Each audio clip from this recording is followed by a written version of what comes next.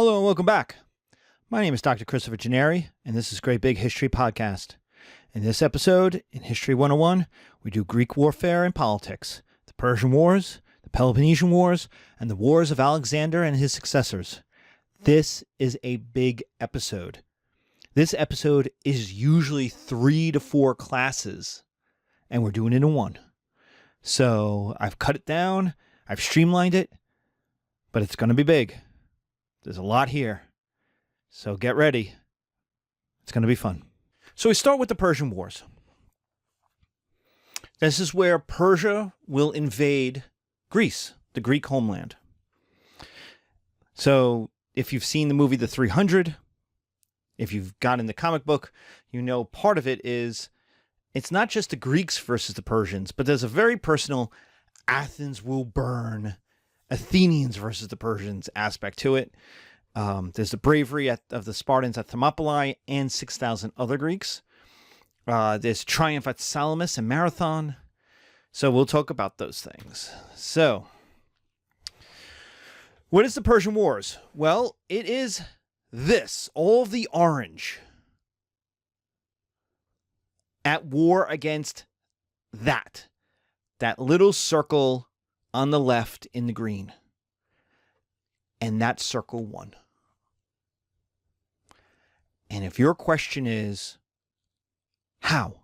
Why? Then great. Awesome. Because 1, you're thinking, and 2, that is the first question of history. Herodotus will have that question. And it will take him 900 pages to come up with an answer. Now, his answer, which is written down in the book called The Persian Wars, is not a chronicle. It's not this happens and this happens and this happens. No, it's science. It is, he has a thesis. The Greeks are free and the Persians are not. And that's why they won. Because his starting position is they shouldn't win. The Persians should win. The Persians have never lost. So the Greeks should lose. In fact, it's not all the Greeks either. It's only about 13 cities against the entire Persian Empire, which is Persia and India and Egypt and Mesopotamia and Asia Minor and Thrace in Europe, all against a few cities in Greece who don't get along, who are not united. So the first question is, how is that possible? And his answer is the Greeks are free and the Persians are not. Well, now what do you have to do? Well, 1, you have to prove the Greeks are free. 2, you have to prove the Persians are not. 3, you have to prove that freedom matters in war. And 4, you have to prove that freedom mattered in this war. That's what history is. That's why history is not names and dates. That's why history is not a summary of events, a chronicle. This happens and this happens and this happens. It's a thesis. It's science. It's the science. It's the study of events. It's the scientific study of human activity. Now, is it repeatable? No. Other people will come up, look at the same evidence or new evidence, and come up with different ideas. The fall of Rome has over 300 reasons why it has fallen. Which one's right? They're all right. Which one's wrong? They're all wrong. Because every one of them wrote, this is why I'm right, and here's all my evidence. And because of that, here's why all the other ones are wrong. All the other reasons are wrong. So history is a tumult. You're always arguing with the people who came before you, and you're trying to convince the people who will come after you that you're right. Are you? Maybe. So the methodology is scientific. The results may not be. But that's why history has always been one of the great subjects. Always. From the beginning of Greek schools, history has been part of it. Because it's trying to understand the why. Something science doesn't do.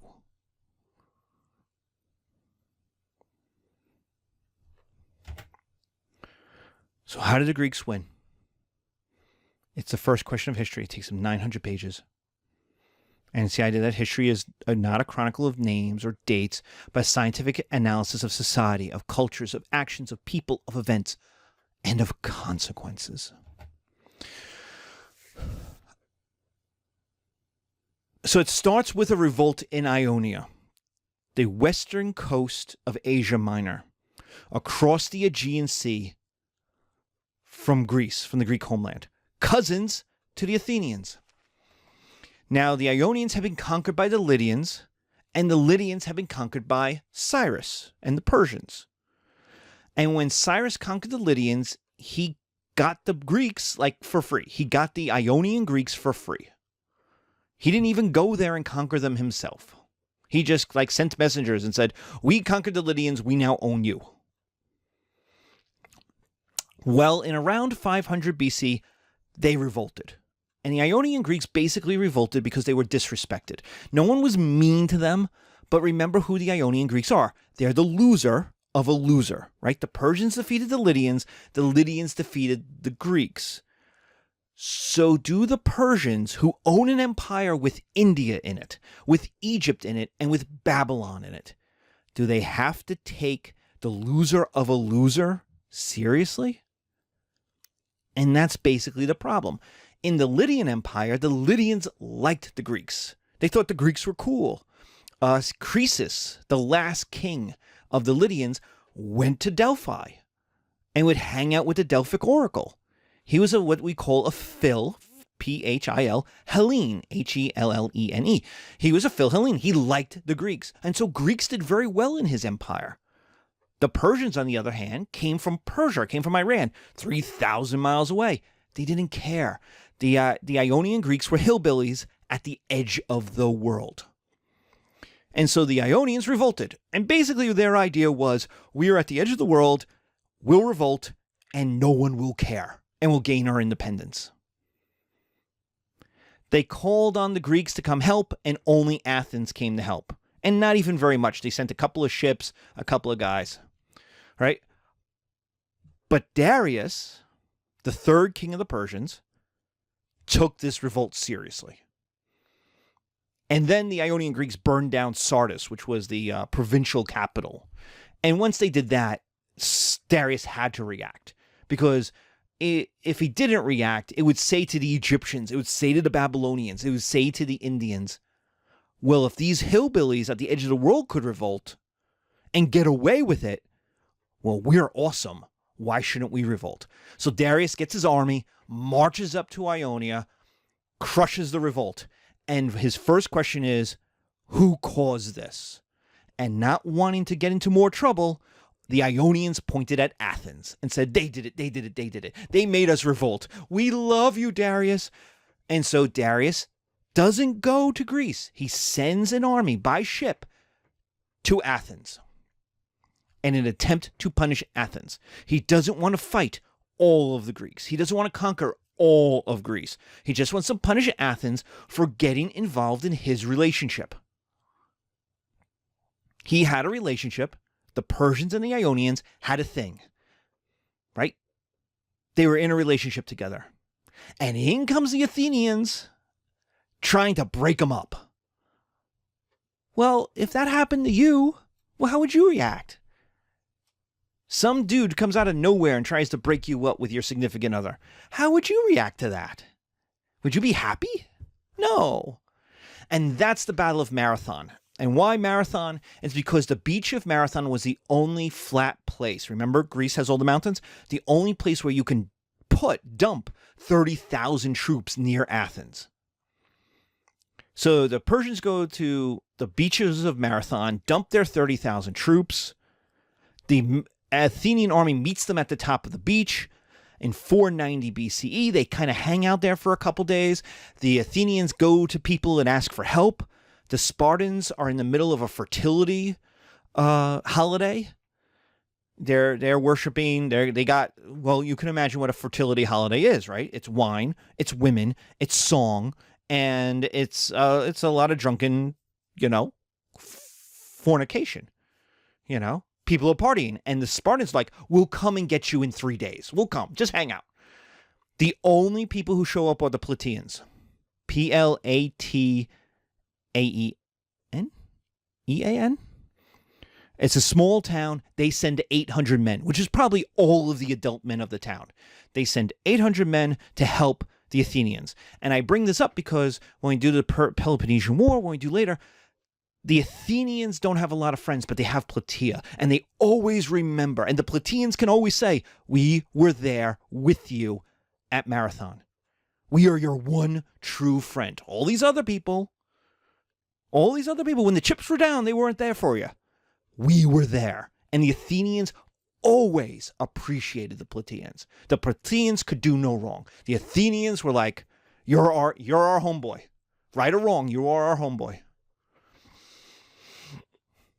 And so the Battle of Marathon happens.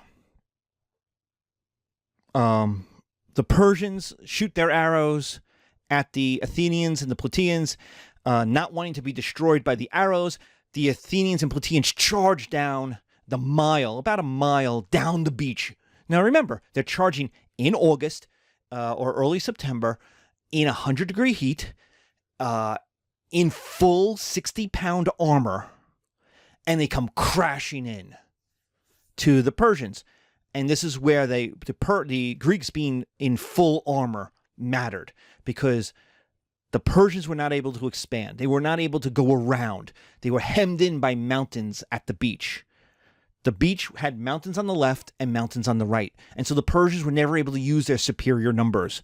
And hemmed in between the sea to their backs, the mountains to their sides, it allowed the Athenians to basically fight a phalanx battle, but against guys who weren't prepared to fight a phalanx battle, who didn't have spears, who didn't have armor, who simply weren't prepared for it. And it's a stunning Athenian victory. It is absolutely stunning. They crushed the Persian army. Those who could get away get into ships and escape. It's Persia's first defeat. In fact, the Persian Navy is like, well, the army's here, so we're going to sail to Athens and sail into the port and take it over. So the Athenian army then marches back to Athens in order to get there before the Navy gets there. This is where we get Marathon from, because the runner who goes to bring the news in 100, remember, he's the news runner. He's going to run 4 or so miles, right, from Marathon to Athens, 26 miles, right, in the heat. Maybe he's got a wineskin with him, right, at 100-degree, after having fought a giant phalanx battle, right? He runs all the way to Athens. He gets to Athens. He's obviously dying because he's got heat stroke. And he gets in, and people are like, what happened? And he goes, Nike, victory. The crowd goes, woo! He dies right there. The crowd goes, woo! They pick up his body and they take it to be buried in the sanctuary on the Acropolis. Now, in modern times, you would have given him some electrolytes, and you probably could have saved him. But it's the ancient world. And this is huge Athenian confidence. They defeated the conquerors of the world, Little Athens, which wasn't an important city yet. Remember, there's Corinth, there's Thebes, but there's especially Sparta. Sparta and Argos were kind of the leaders of the Greek world. The Argos had been the big cheese. The Corinthians were the Amazon. They were the richest place. They were the Amazon.com place. Right? They didn't have a big empire, but they knew everybody. They were, hey, they're dealing. They're wheelers and dealers. And they're everywhere doing everything. They're the richest people. And then the Spartans had kind of replaced the Argonauts as being the leading city. That kind of, when they spoke, other cities listened. Not that they followed, not that they did what the Spartans said to do, but not that the Spartans owned them. They owned Messenia, but they had that respect. They were the leading city. And all of a sudden, Athens starts to be like, we just defeated the Persians, which nobody, not the Egyptians, not the Babylonians, not the Indians, had done. And what do? They build a navy for when the Persians return. Because of course the Persians are going to return. Dude, if you beat LeBron James in a one-on-one, Michael Jordan in a one-on-one, before you do a nice little fadeaway jumper, before your feet have touched the ground, LeBron is going best 2 out of 3. There's no way LeBron is going to let you just walk away after one victory. So they know the Persians are coming back. Persians have to come back. It's too embarrassing. Remember, there's the Babylonians, there's the Egyptians, there's the Lydians, all who think the Greeks are poor hillbillies. They're going to revolt. The Egyptians revolt immediately. So it's guaranteed the Persians are coming back. So they build 300 ships that they called their wooden wall. Why? Because they figured the Persians came by ship the first time. They're going to come by ship the second time. And so they build a navy. It's 300 ships. Each ship has 200 people on it. That's 60,000 men. That creates the Athenian democracy. Athens, for the first time, becomes a full democracy, where the assembly is sovereign. Okay. Well, Darius will die of natural causes, trying to put down the Egyptian revolt. His son Xerxes will take over, complete the reconquest of Egypt, put down other little revolts, and say, okay, now I got to get revenge for Dad. In fact, in Herodotus, there's a Hamlet moment where the ghost of Darius comes back and goes, Xerxes, revenge, avenge me, as if it's like Red Dawn. Avenge me, son, avenge me. And so Xerxes is like, holy shit, I gotta better do this, right? So it's like Hamlet or Red Dawn. And so he gets his army together, he sends out spies, and he ends the Egyptian revolt. But the big thing is not to get the revenge, not to convince the Egyptians don't revolt anymore, which is what a conquest of Greece would do, but it's to prove that Persians do big things. His father Darius tried to conquer one city. That's not what Persians do. Persians conquer all of Greece. They conquer all the cities. And so the idea is they're going to invade Greece with a full army, 250,000 troops. They're going to bring a massive navy that's going to bring the food and the weapons and the water. They're going to bring. It's going to be a city, Babylon, on the move. They move into northern Greece. They go into Macedon, and the Macedonians immediately surrender. Please go invade Greece. We don't want you here. You're going to eat us out of house and home. They enter northern Greece, and who's waiting for them? The Spartans and 6,000 other Greeks, including some Athenians, including some Corinthians. And they're waiting in a pass called Thermopylae, where there are two mountains. The two mountain range comes so close, only about a cart can get through it. It's in some ways, it's good that we live in Philly. For those of you who are Camden County College students, it's the Schuylkill. If you've ever driven on the Schuylkill, you've got the river on your right and the drop-off, right? The drop-off goes to the river, the Schuylkill River, and you've got the mountains on your left as you go through the Appalachian, as you go through the Alleghenies. There is no place to put another road. And so that road is always, if you've ever driven it, you know there's always traffic because it's 2 lanes. It was 2 lanes when it was built, and somewhere in the 60s, they divided those 2 lanes into 4 lanes. And that's it, because there's no other room. The train goes through tunnels, punches right through the mountains. The roadway snakes around the river, follows the river. It's on the plateau between the river and the mountains. So they can't expand the Schuylkill, and so there's always traffic. From 6 a.m. in the morning till 9 p.m. at night, there is always, if you ever want to get the King of Prussia from Philly, there is always traffic.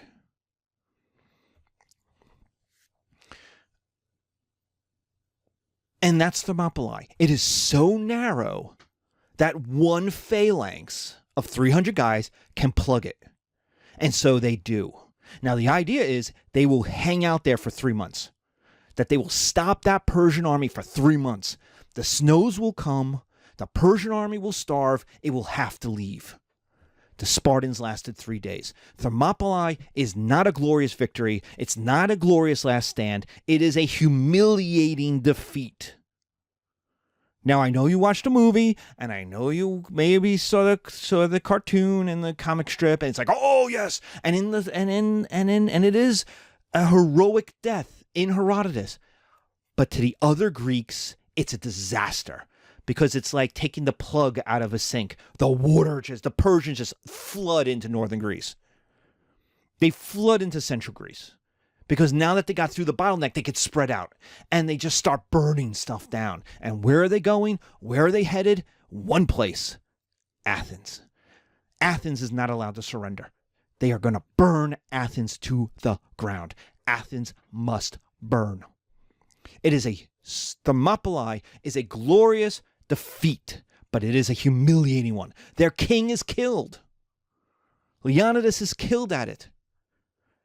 The Spartans don't know. Will the Helots revolt? Will Argos attack? Argos is next door, waiting for a Persian army to show up. Had the Persians sent 5,000 troops by sea to Argos, they could have invaded and conquered Sparta. Right at Sparta's doorstep, or laid siege to the city. That's how desperate the world was after Thermopylae. Athens is burned. The Athenians get on their ships, and they go across the inlet to an island called Salamis, where they debate. They have a debate. What should we do? Should we leave and go to Sicily and start over? Athens part 2? Should we fight? The other Greeks are all talking about surrendering. The Spartans want to have a Gadamarong. They want to have an Armageddon. They want to have a battle at the end of the world. They want to plug up the Peloponnese and like all go down fighting in one giant battle. And all the other Greeks look at them and go, you're freaking strange. No, we're not all dying because you people have a fetish. Like, just thank you. Other Greeks are talking here. And what they come up with is their leader, Themistocles, the Athenian democratic leader, Themistocles, is an admiral, comes up with an idea, and that's cleverness is better than strength.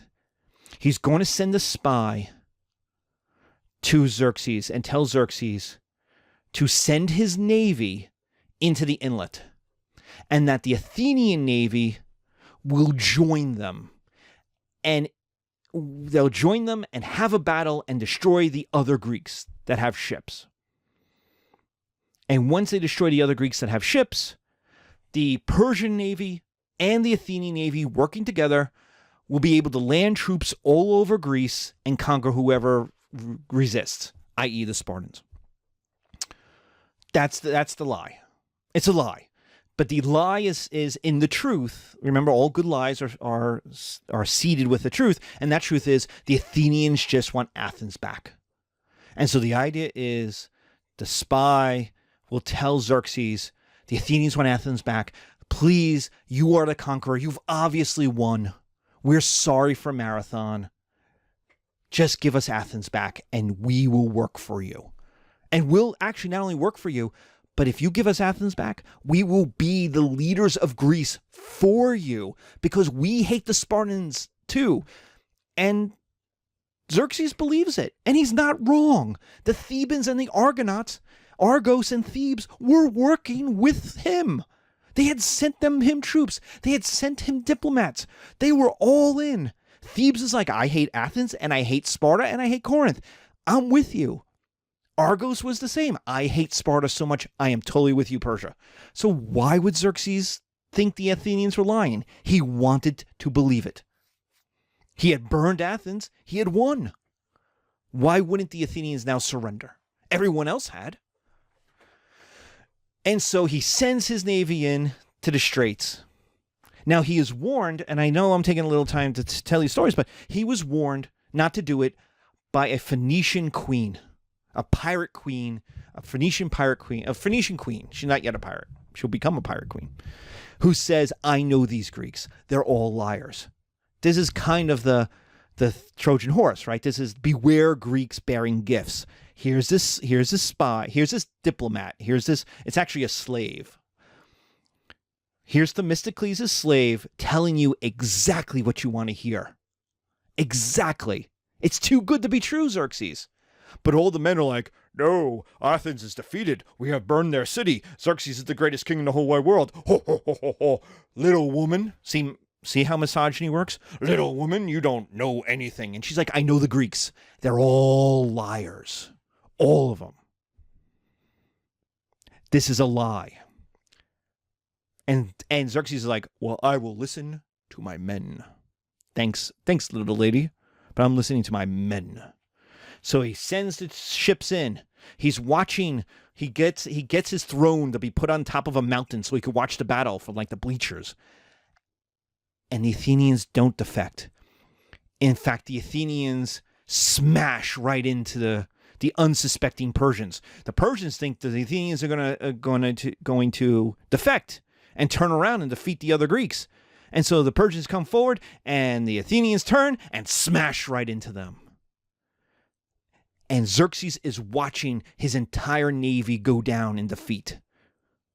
Except for one group of ships. Guess whose group of ships that was? Yes, it's the Phoenician queen.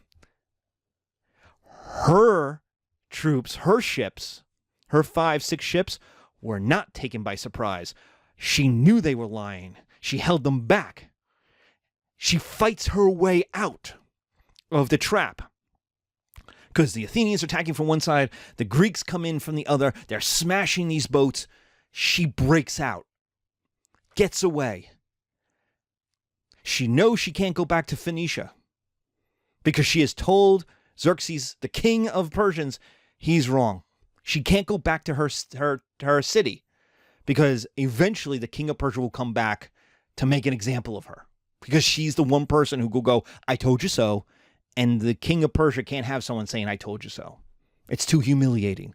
So what she does is, for a while, she goes to Cyprus, and then she goes to the islands in the Eastern Mediterranean, where she then becomes a pirate princess hunting down Persian shipping.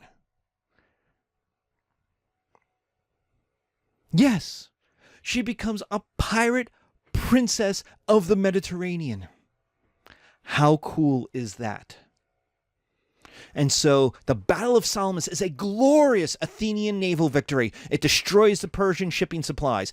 It destroys the food supplies for the Persian army. The Persians have to retreat. Babylon and Egypt revolt. The army leaves. They leave a rump group that stays behind, and imagine being those guys. So those guys, they'll stay in Athens, they'll reconquer Athens a year later, and they get crushed at the Battle of Plataea. And so that's the end of the 300 movie, where all the Greeks are like, we're going to kill these guys because they have no help, they have no support. Xerxes cares about Egypt, which is the richest place on earth, and all the food. He cares about Babylon, which is the richest city on earth. He's got to get these other places. He's worried about revolts. The revolts are happening. He's got to put them down. So that army that's left there is like an orphaned army. It's like the French at Dien Bien Phu. And what happens? It gets crushed. Like the French at Dien Bien Phu. What are the results? The results are Sparta is traumatized. Yeah, they won. Technically, they were the leaders. They were the winners. They led the alliance. Not the Athenians. The Spartans were technically the leaders. But their king is dead. Their army defeated. Their ideas thrown aside. They were traumatized by this war. Argos nearly attacked them. The Helots nearly revolted. The feeling is we came really close. We got involved in Greek stuff. We got involved in the Greek larger world, and it nearly cost us everything. Why should the Spartans be the policemen of Greece? Why?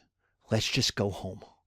Let's run our slaves. Let's be rich. Let's do our thing. Let's be tough guys and keep to ourselves. They go home. They recede as the leading state in Greece. They are more worried about their slaves, more worried about their home economics than leading Greece. Athens, on the other hand, is victorious. If Marathon announced them on the world stage, Salamis makes them the leading state in Greece. And they will be for the next 100 years. They defeat Persia for the second time. No one's defeated them once. Now they've defeated them a second time. They've saved Greece. The navy is going to go on the offensive. Having won, they're like, oh, let's keep going. They're going to liberate Macedonia, Thrace, Ionia. Remember those cousins that they helped? They show up victorious, kick the Persians out, kick them across the mountains. They will form what's called the Delian League, an alliance to protect other cities if the Persians ever return. Because the thought is, look, we beat LeBron twice. Oh, we won 2 out of 3. LeBron's probably going to ask for 3 out of 5. So we better be prepared. We better even be more prepared.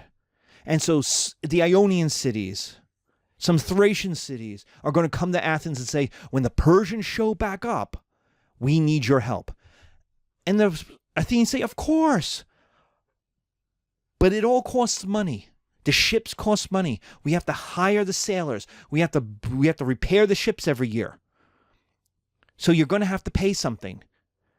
And the people say, of course we'll pay, not a problem. And the Delian League acts like insurance. People pay Athens to protect them should the Persians ever return.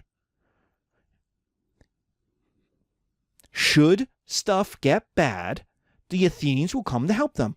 And the Athenians are totally cool with that. They take the money. They maintain their ships. They pay their sailors. But like insurance companies, they're bringing in more money than they spend every year. And so they're going to have to figure out what to do with that money.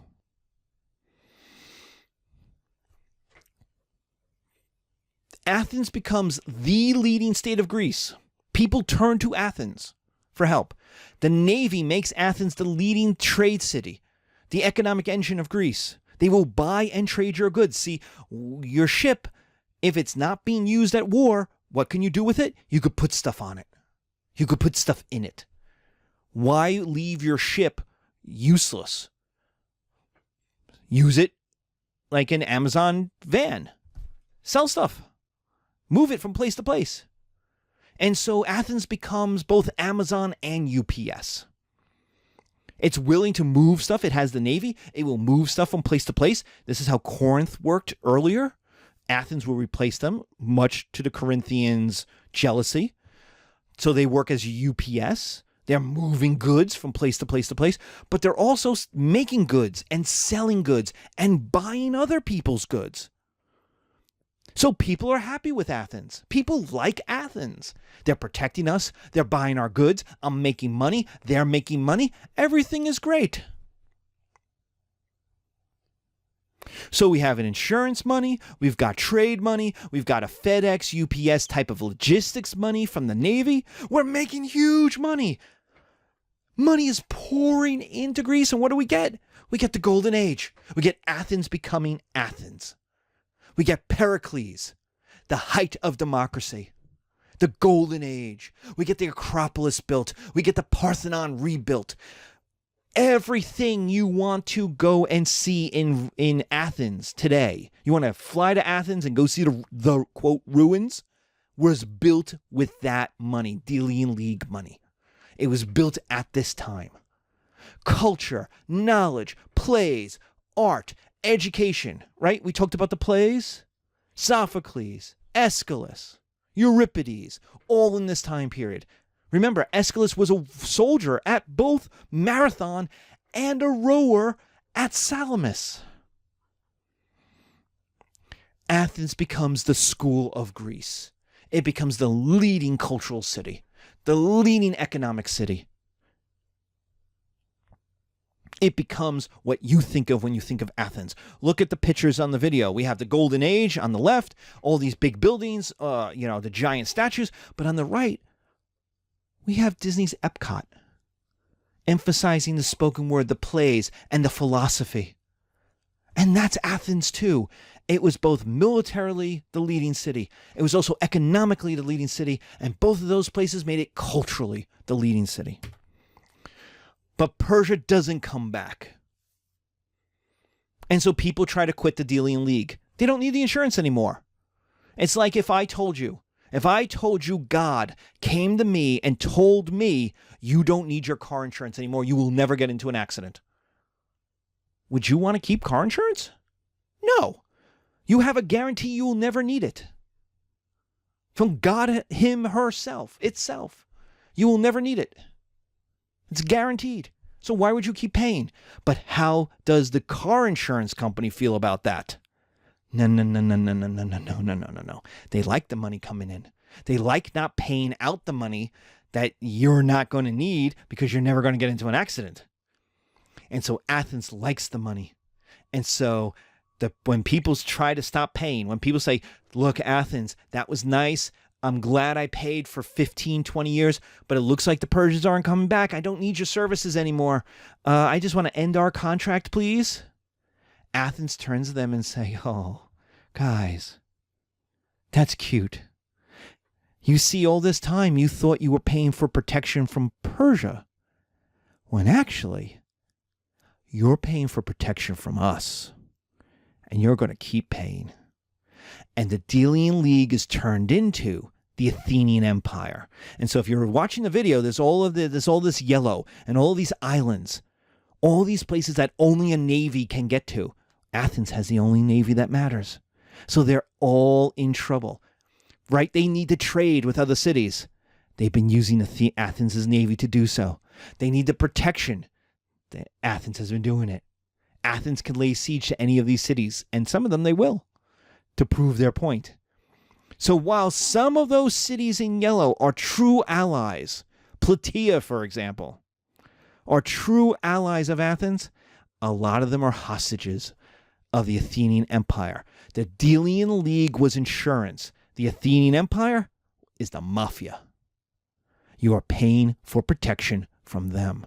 So everyone went from liking Athens to being freaked out by them. And so you pay for protection to Athens to protect you from Athens, which scares the middle and larger cities. Are we next? They start looking for a protector. Corinth, Thebes. They start looking for a protector from Athens. Who can protect us from Athens? And that's how we'll get the Peloponnesian War. The Peloponnesian War will last 30 years. And it is Athens, with a few of its friends, but immense imperial resources. They can pull money. They can pull food. They can pull, sometimes, if they pay high enough, even manpower from this empire. Right? They don't have the love. Very few friends. Versus the Peloponnesian League, which is Sparta, Thebes, Corinth, i.e. people who hate Athens and others, anybody else. And those others include people in the Athenian Empire. And the question of the Peloponnesian War is who will control Greece? Will it be the traditional system, independent cities led by a conservative slave-holding Sparta, or a unified Greece run by a commercial Athenian Empire? That's the question. What this war is to remake Greece on a whole new level, because the two systems, that independent cities and a conservative slave-holding Sparta and a commercial Athenian Empire, can't exist together. For 40 years, 50 years, they tried. It was like a Cold War. They tried to live separately. The Spartans had their little empire in the Peloponnesus and their friends in Sicily and southern Italy. Meanwhile, the Athenians were in the Aegean and in the Black Sea. But sooner or later, man, they were coming together. Sooner or later, it was going to happen. Sooner or later, you were going to have 1968 in Prague. Or 1961, right, in Cuba. A Cuban Missile Crisis. You were going to have a place where the interests of both systems, not just cities, but systems, came together. and caused an explosion. So what is the results? Greece is wrecked. Almost all small cities are burned. You are either with us or against us. They are burned by Sparta. Plataea is depopulated. The people flee to Athens. The Spartans burn it down. Or it's laid siege to and destroyed by Athens. And this is the Milos genocide. The Athenian democracy voted to commit genocide on Milos. Voted to murder all of the men, enslave the women, and kick out, disperse the children. I bring this up because it's important for you to know, because you live in a world where genocide is caused by tyrants, by Nazis, by evil people. And we'll see in Athens and in Rome, people voted for it. People chose to commit genocide. They weighed the options and they said, yeah, let's commit genocide. It's better for us if we kill our enemies. But the Spartans weren't much better. They obliterated Plataea. They leveled it to the ground. Now, the Spartans wanted to fight. One of the weird thing about the Spartans is they were terrible at sieges. Awful at sieges. Good soldiers to fight an open battle. At Thermopylae, A+, right? They fought until they all died. But as siege, oh, they're awful. I mean, they were so bad when they lay siege to Plataea. The Plataeans literally built ladders to go over the walls that the Spartans built to hem them in, to siege them in. They just built ladders, walked up to them, put them up, and while the Spartans were sleeping at night, they went over the walls and out. I mean, just awful. Awful besiegers. So, but the Spartans obliterated cities too. So Greece goes into a depression.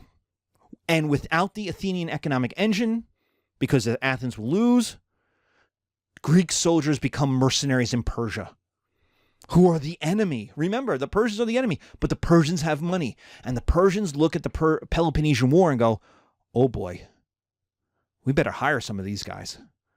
Much better that they work for us than they attack us because they have nothing else to do. Sparta is victorious. Freedom of the Greeks. That was their slogan. Freedom of the Greeks. They put together an allied coalition capable of defeating Athens. It gains them legitimacy. Sparta is the leading city in Greece. They have returned. Argos is going to fade as a competitor from here on in. A new competitor will rise, and we'll talk about that in a second, but Argos fades away. Sparta has won. They are England in 1919 after the First World War. They have fought hard. They have lost some battles, but they have put together the coalition. They led it. They kept it together, and they won. Now, to do so, they also sold Ionia into Persian slavery. Remember, the Athenians had liberated Ionia. To get Persian help to build navies for the end of the war.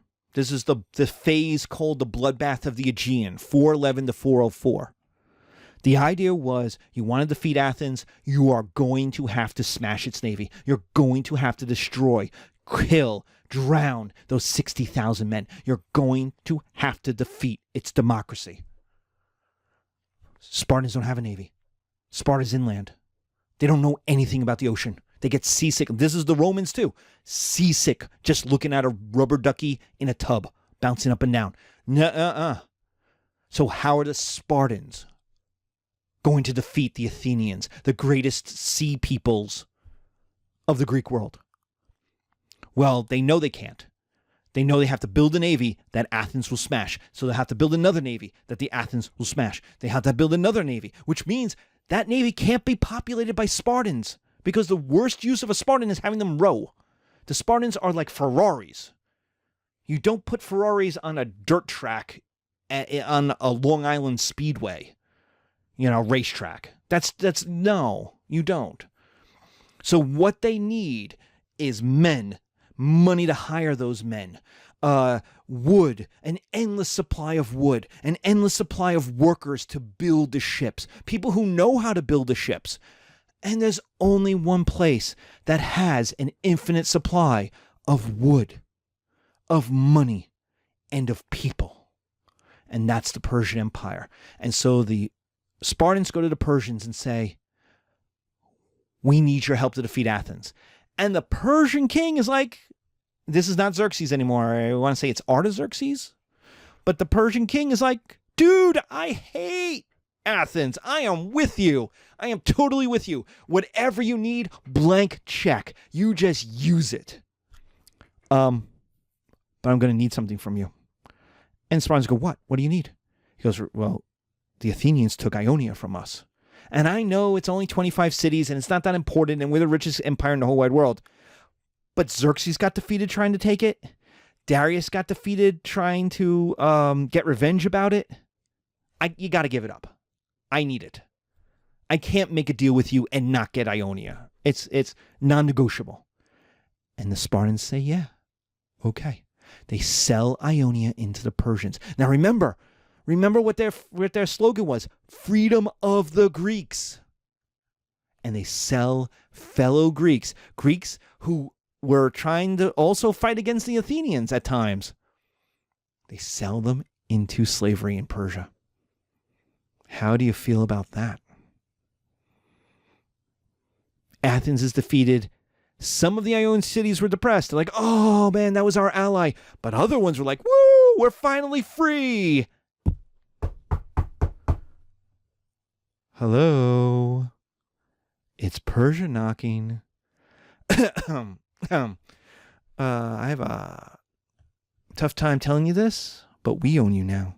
But we got freedom. But Sparta! Turn around, Sparta. Look at me. Turn around.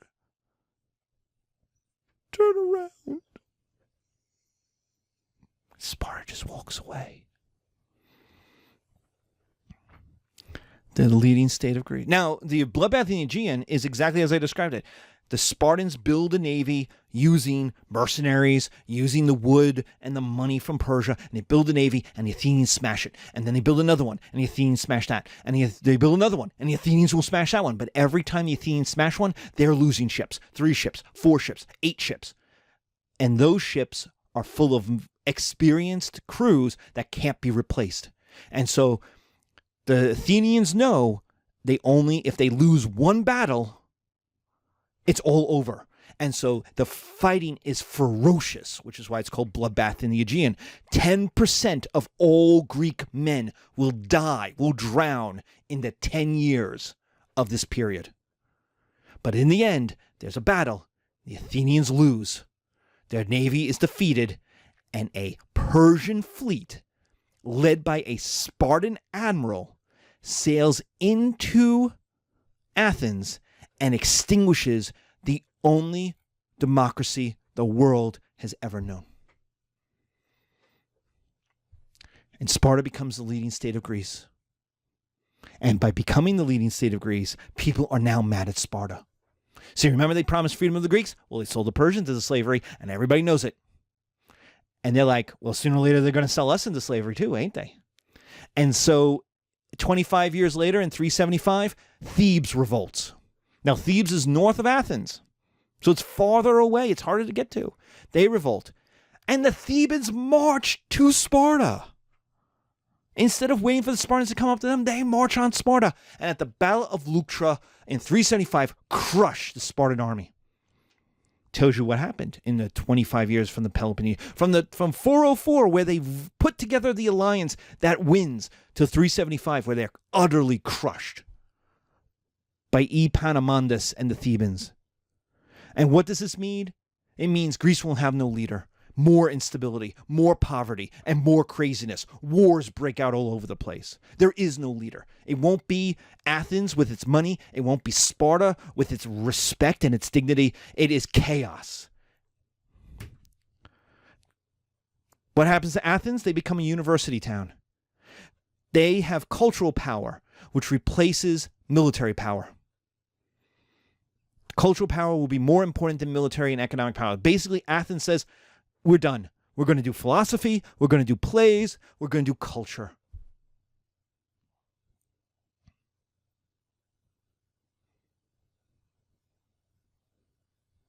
They had a bitter struggle of military economic power, and they were defeated. On land, they lost to the Thebans at Delium. Sparta, they lost at Mantinea. They lost again at trying to conquer the supply lines of the Peloponnesians, of Sparta and Thebes, by conquering Sicily. They failed there. And then their navy is ground down in the bloodbath of the Aegean. They are traumatized. It's over. There is not a family in Athens who hasn't lost multiple members. Thucydides will invent military history with his book, The Peloponnesian War, which is basically a WTF. What happened? How did we lose? How is it possible? And his answer is, we had Pericles, and then Pericles died in the plague, and none of his successors were as good as Pericles. They all sucked. Basically, his answer was the democracy didn't have the leadership it needed. It had its selfish. It had soulless. It had craven leaders. It had populists who promised big things and never delivered. But Thucydides invents military history. Like the Persian Wars by Herodotus has military history in it. But Thucydides is basically, when I write my military history, I am writing in not the style of, but in the lane that Thucydides wrote, invented. So Thucydides invents military history to answer the question, WTF? Socrates invents essentially modern philosophy, our concept of Greek philosophy, which you have seen in the philosophy episode. How does the world work? How could we lose? Right? Because we all have the same gods. So we have gods that are on our side, Athena. We have gods that are against us. So that doesn't explain why we lost. So how does the world work that is possible that we, the greatest people in the whole wide world, could possibly lose? Aristophanes will write Lysistrata, the first anti-war work of art. And it will be about the disaster in Sicily. 25,000 men go to Sicily and none of them return. It is an absolute disaster. But in it, the leading characters in Lysistrata are women. Athenian women, Spartan women. And the idea of this is women are affected by war, that women matter, that women have opinions. And that when they organize, they can change the world. They could change men. It's also a sex play. How are the women going to get the men to change? By denying them happy time. Now remember, yes, the war went on for 30 years. You weren't at war all the time. You were at war a couple of weekends in the summer, in June, and a couple of weekends again in July, and maybe a weekend or two in maybe sometime during the week in August. Like most of the time you spent home because there was snow, there were rains, there was, you had 3 months where you went to war per year. So the idea was the women will just say no. And so the entire play is this comedy of the men trying to decide which do they want more, the nookie or the war, and the women actually having a worse time because in the Greek world, women enjoyed sex more than the men did. Why? Well, men had war. Men had business. Men had all these other things to do. Women had having babies. Women had sex and babies. And the men had all these other things that you had to do when you weren't having sex. And so, so in the Greek world, not having the nookie was actually worse for women than it was for men. It's exactly the opposite of American culture. American culture comes out of the Victorian culture, which views sex as something men want and women have to hold and deny. That's not the Greek world. It's the exact opposite. The Persians are the big winners. They get Ionia back. So much for freedom of the Greeks. They allied with Sparta to keep the peace. They defeated Athens. They got their revenge. The Persians hire Greek mercenaries to protect them from Greeks. So if any Greek city decides they want to be a new Athens or wants to like get revenge on Sparta, on Persia, and they want to invade the Persian Empire, they have to fight a Greek army. It's also very clear that the Persians believe the phalanx is now the best military unit in the world. That the Persian army might be big, but man for man, it can't stand up to a Greek army. It can't stand up to a Greek phalanx. So what does it do? It buys its own. Persia is rich. It is safe. The idea is make the Aegean 500 BCE again, man. It's the Persians' world. Before, basically, the world in 404 or 400, and certainly by 375, is basically as if Marathon never happened. But this happens. Persian royal brothers start murdering each other with no great place to conquer, with no new lands to bring into the empire, with no ability. There's nothing. Like beyond Greece, there's just the woods of the Balkans. There's nothing out there. North of the Caucasus, there's just the woods of Russia and the steppe of the Ukraine. There's nothing worth conquering. They own the world. They won. And so with nothing to do, royal princes start murdering each other. And the most important work that comes out of this is Xenophon's Anabasis, the mark-up country, whereas Cyrus the Younger brother of the king, I want to say it's Artaxerxes or Artaxerxes II, the younger brother of the king knows that his brother is one day going to murder him. So what he does is he hires a Greek army. He goes to the Spartans. The Greeks like Cyrus the Younger a lot, actually. They would be really happy if Cyrus the Younger became king of Persia. He'd be an ally. And he goes and he hires a Greek army. And he goes and invades the Persian Empire of his brother. And he marches all the way to Babylon. Nobody stops him. Him and his Greek army march in. All the way into the heart, 2,000 miles into the middle of the Persian Empire. They fight a battle. They win. The Greek army crushes the army of the king of Persia. Cyrus the Younger, though, is dumb. He goes and tries to recreate his name ancestor. He tries to recreate Cyrus by killing the king of Persia. Cyrus actually took captive his grandfather in the battle, or he killed his grandfather in the battle himself. And so Cyrus the Younger sees his brother on the battlefield and goes charging in. Ah! And his brother's bodyguards all put their arrows out and bing, and turn him into a pincushion. I mean, it's dumb. He won the battle and he got dead. But that Greek army then elects new leaders and turns around and marches its way back out of the Persian Empire. And the Persians can't stop them. The Persians can't attack it. And so Xenophon, who's in that army, who likes Cyrus a lot, Cyrus the Younger, writes this book called the Anabasis, and that becomes the handbook for how to invade Persia. Alexander will take it with him. It showed that Persia is weaker than it looks. That a Greek army, 10,000 men, a Greek army of 10,000, not that much. Remember, the Persian army is 250,000 men. A Greek army of 10,000 can march in and march out. That Persia looks strong. It is rich, but it's also not as strong as you think it is. All the Greeks need is a leader to maybe push that house of cards over. And that will be Philip and Alexander. In the generation following the Battle of Leuctra, you get the rise of Phillip, of Macedon. Philip will create a new model army of Macedonians. Now, the Macedonians are like these Greek hillbilly cousins. They're not Greek. The Greeks don't consider them to be Greek. And they live in the mountains, or where the mountains end and the plateau begins. So they're good horse country.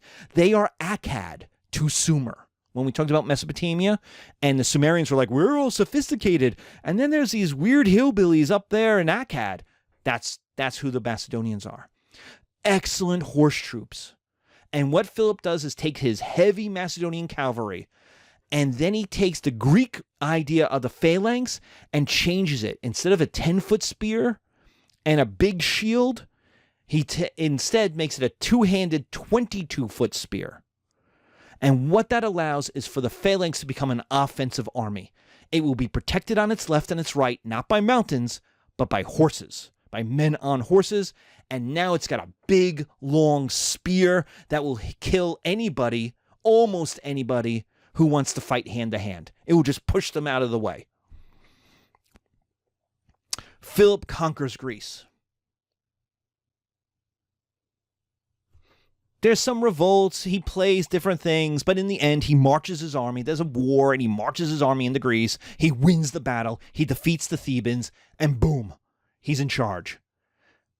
And he says to everybody, how about, hey, stop arguing.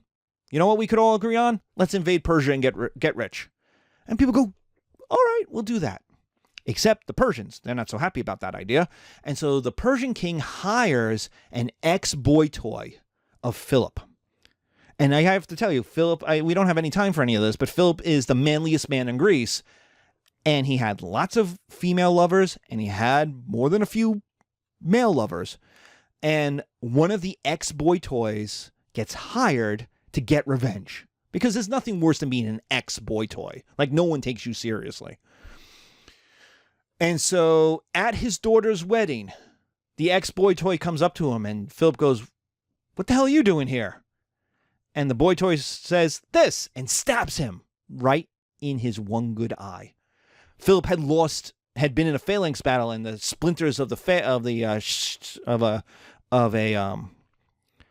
spear had taken out one of his eyes during the battle, his right eye, I think, but taken out one of his eyes. So he had only one eye, and the boy toy stabs him right through it, kills Philip almost instantaneously. He himself is killed before he can escape. That leaves Alex, his 18-year-old son, Philip's 18-year-old son, as the new king. He needs legitimacy. He's only 18. No one takes him seriously. He has no military victories. There's a lot of worries of, can he hold the Greeks together? Can he hold the Macedonian nobles? What about the Thracians? All of these guys that Philip could hold together, because Philip was, like Cyrus, the manliest man in Greece. He could hold it together just by being Philip. Could an 18-year-old boy do it? Well, the Thebans revolt, the Thracians revolt, and Alexander crushes them. He marches up to Thrace, crushes the Thracian army, then runs back down, crosses through Macedonia into Greece, goes through Thermopylae, hits the Thebans, obliterates the Theban army, kills all of the sacred band, the homosexual phalanx that is the best troops in Thebes, then burns Thebes to the ground. It's something he says he will regret later, but it was a don't mess with me, don't F with me. I might be 19, but don't F with me. And everyone in Greece goes, whoa, dude, we cool. And he says, how about we go to Persia and we get rich? Just like Dad said. And everyone looks around at each other and goes, well, if we say no, he might kill us, so yay, let's go. And the idea was you can't revolt against Alex if you're in his army getting rich. So Alex basically gets legitimacy by promising people to get rich. The irony of his invasion of the Persian Empire is there were more Greek speakers in the Persian army than in Alexander's army. More Greeks fought for the Persians than for Alex. Remember, Macedonians aren't Greek. So most of his army is Macedonian and Thracian and Greek. And there's maybe 40, 50,000 when they start, right? The Persian Empire had 50,000 Greeks in it all by itself, and then had another 200,000 of other people. Well, Alex will invade the Persian Empire, and 10 years, 12,000 miles, 4 battles, and lots of sieges later, conquers it. It is in military history until basically the invasion of Normandy and the conquest of Europe against the Germans by both the Soviet Union in the East and the Americans in the West.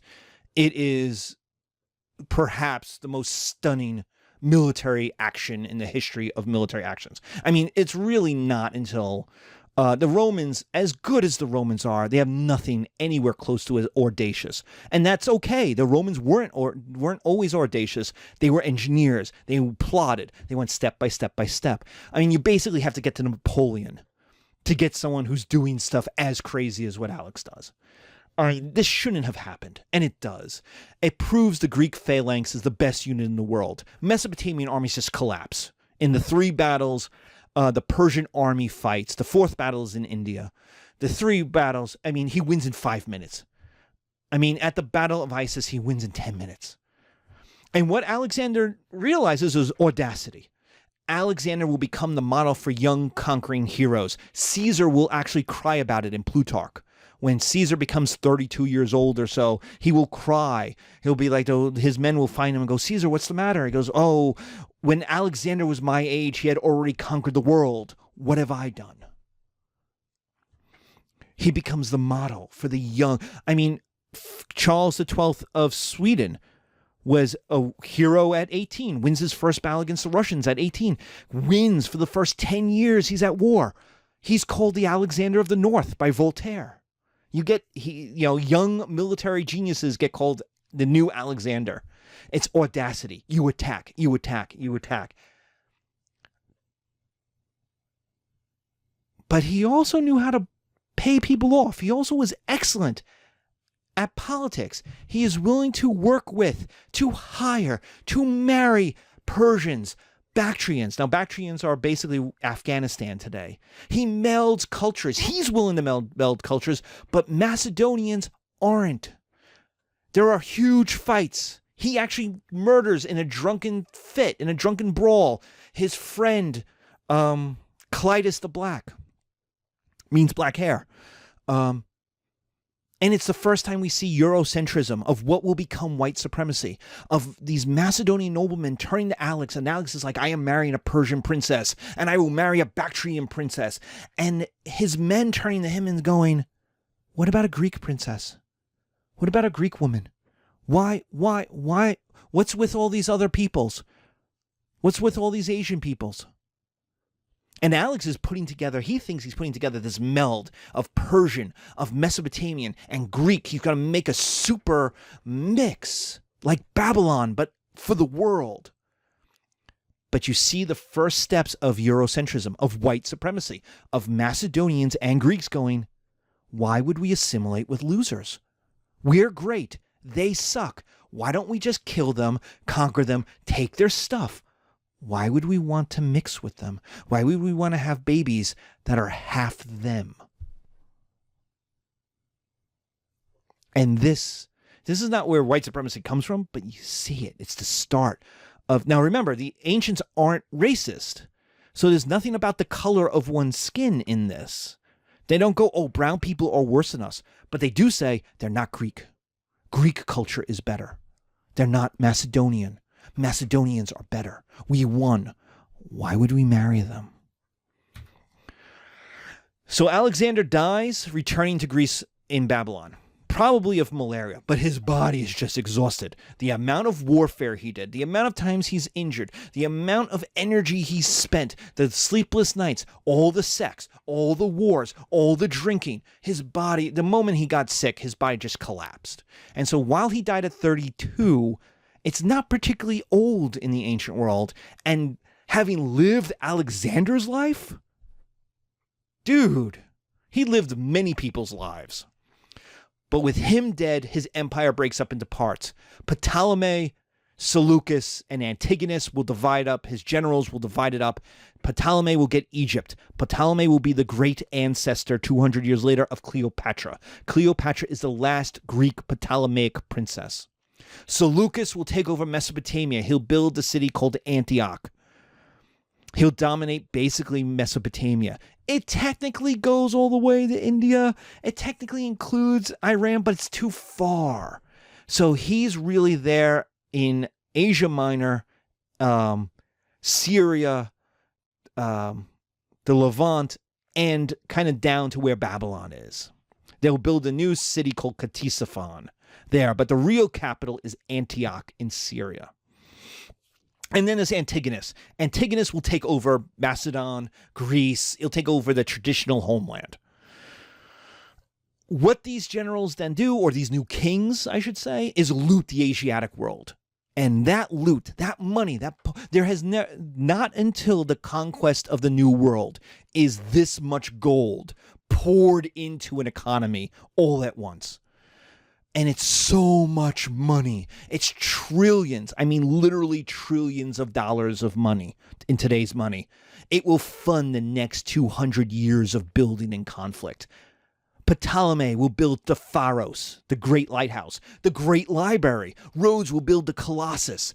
And there are endless mercenary armies. Year after year after year, these three empires will fight each other. And the kingdoms that grow up in between, the frontiers between them, will play both sides, will fight with. They're not as big, they're not as strong, but they will fight each other, and they will fight as allies with these other big kingdoms. So there's 200 years of great buildings and warfare.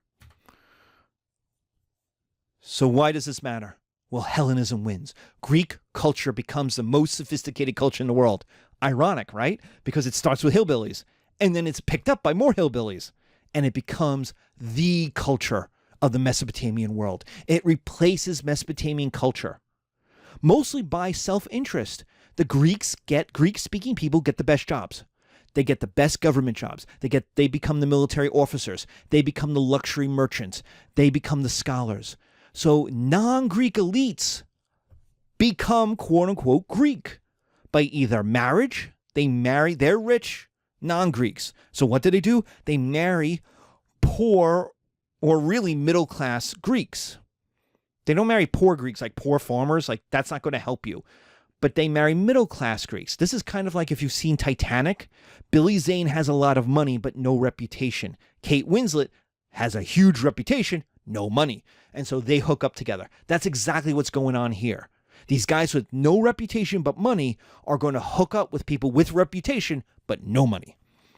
And they're going to mix. And their kids will be Greek, because Greek will get you the better job, will get you the better life, will get you the better education. So Athenian culture becomes Greek culture, quote unquote, and becomes standardized. Athens becomes like Cambridge or Oxford became in the British Empire. Non-rich non-Greeks, like farmers in Egypt, get locked out. Right? Poor peasants in Antioch and Syria get locked out. They are looking at the rich people who of their culture move on and leave them behind. And they're looking at the world, at Greeks coming in and taking all the best jobs. And they're like, why can't we? And the answer is they don't have the money for the education, and they don't have the reputation or prestige for any Greeks to marry them. So their old culture is a hindrance to new wealth and new opportunities. And this, we can see this in a very modern model of immigration, that you had to give up your culture to have a better life. This is the speak English in the USA. Hey, speak English, which is give up your culture and become like us. This is the French and the Swiss demanding that Muslims give up their burqa. And that's the problem. That is the great trauma, is one must give up who one is to succeed. All right. Well, thank you very much. Be safe. This was a big episode, so be careful out there.